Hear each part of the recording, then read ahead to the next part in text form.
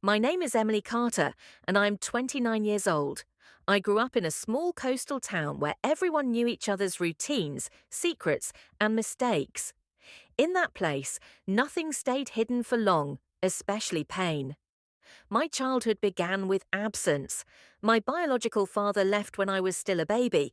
I do not remember his face, his voice, or the way he smiled. The only proof that he ever existed was his name, written on old papers my mother kept locked away. My mother raised me alone. She worked long hours every single day. In the mornings, she served food at a local cafe, smiling at strangers even when her feet hurt. In the evenings, she cleaned offices until her hands were sore. When she came home, she was always tired, but she never let me feel like a burden. She would sit beside me, ask about my school day, and tell me stories to help me sleep. For many years, it was just the two of us. That was our entire world. We lived in a small rented house with creaky floors and thin walls. Money was always tight. I learned early not to ask for much.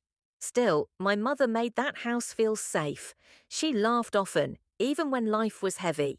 She was strong in a quiet way. When I was 11 years old, something slowly began to change. My mother started mentioning a man from work. His name was Daniel. At first, he was just a name in conversation. Then, one evening, he came to our house to fix a broken shelf. He was polite, soft-spoken, and distant. He didn't try to impress me or act like a hero. He simply did what he came to do and left. I didn't know then that this quiet man would become part of my life in a way I could never have imagined. Daniel slowly became a regular presence in our home. He did not move in suddenly and nothing felt forced. He came for dinner sometimes, helped with small repairs, and left quietly. He never raised his voice and never tried to control anything. What I noticed most was how different my mother became around him. She smiled more, she slept better. The house felt warmer, like winter had finally ended. 1 year later, my mother told me they were getting married.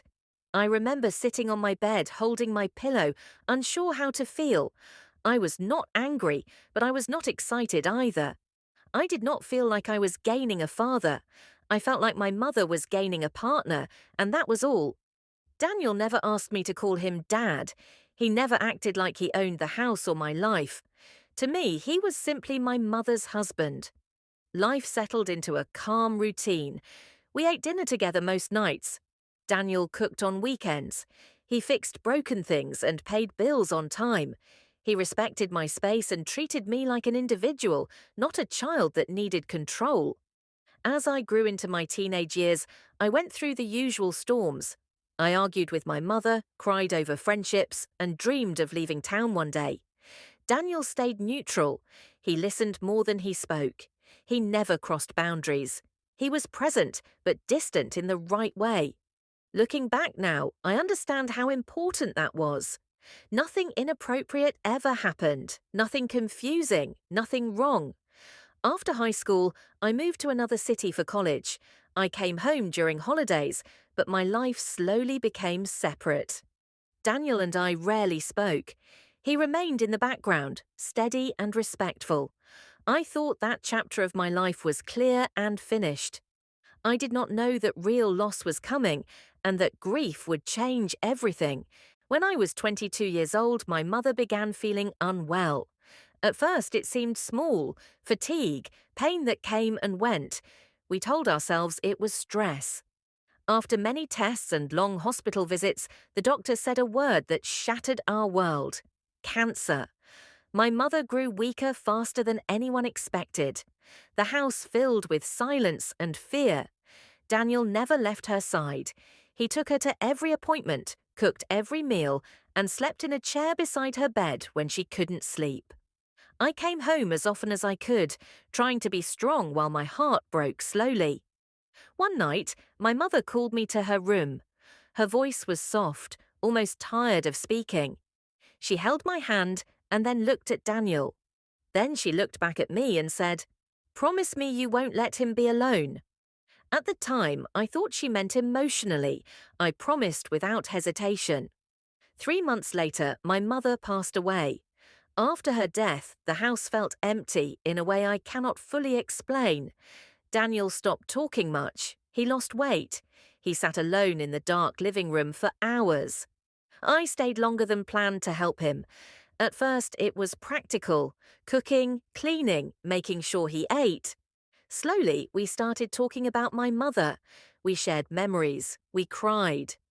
Grief has a strange way of breaking walls between people. It brings closeness without asking permission. Somewhere in that closeness, something inside me began to shift, and it terrified me. I began to notice feelings I did not understand. I felt calm when I was near Daniel, safe, grounded. These emotions confused me and filled me with shame. I told myself it was wrong. I reminded myself of labels and roles. I tried to ignore it. I decided to leave and return to my city. I dated other men. I tried to move forward, but nothing felt right. My heart stayed quiet and empty. Daniel never called too often. He never demanded anything. That silence made everything harder. Eventually, I sought help. I started therapy. I told my story honestly, without hiding the parts that scared me. My therapist listened carefully. She reminded me that I met Daniel when I was already forming my identity, that we were not related by blood, that no boundaries were ever crossed. Her words did not erase my confusion, but they gave me space to breathe. 1 year later, I visited Daniel again. We talked late into the night about my mother, about life, about how everything had changed. Finally, I told him the truth. The room went silent. He admitted he felt the same, but was afraid of what it meant. We did not touch. We did not rush. We chose distance and time. For many months, we stayed apart. We wrote long letters. We discussed morality, consequences, and how people would react. I spoke to a priest in a church where no one knew me. He did not judge me. He asked one question that stayed with me. Are you choosing this with clarity or running from pain? I understood then that love does not remove responsibility. After another year of reflection, we made our choice, as two adults, with honesty. We chose to be together. Our wedding was small and quiet. No white dress, no celebration, just signatures and truth. I was 28. Daniel was 54. When people found out, many reacted with anger. Some friends left. Some family members judged me harshly. The words hurt, but we stayed honest. Life today is not perfect. People still talk. But inside our home, there is peace. We cook together. We support each other. We remember my mother with love, not guilt. I am not his daughter. I am his partner. This is not advice. This is not a path for everyone. Life is complex. Every choice has a cost. What matters is respect, time, and honesty. This is my story. This is my truth. This is the life I chose.